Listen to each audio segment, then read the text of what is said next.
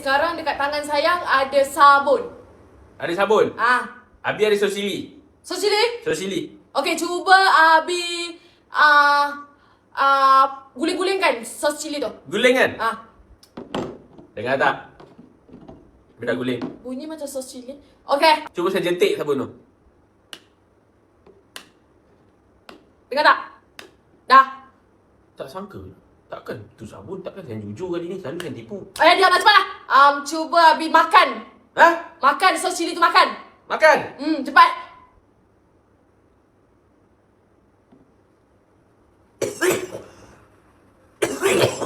Yang, okey ke tak yang?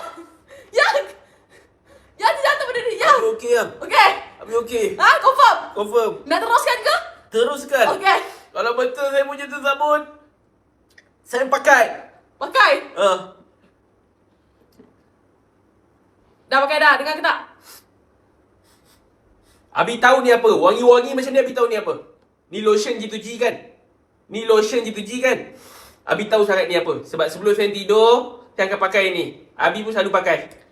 Ya ke? Ke awak tahu sebab awak pun pakai juga? Ya. Patutlah dia dah habis dah pun. Memang Abi Lotion pakai ni. sebab saya pakai. Sebab Abi yang tidur dengan sayang. Abi tahu. Ni lotion G2G.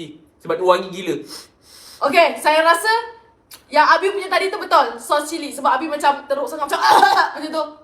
Okey, jom buka. Okey, buka. Satu, dua, 2, 3. Abi dah hargat dah. Saya punya lotion G2G. Abi dah hargat dah.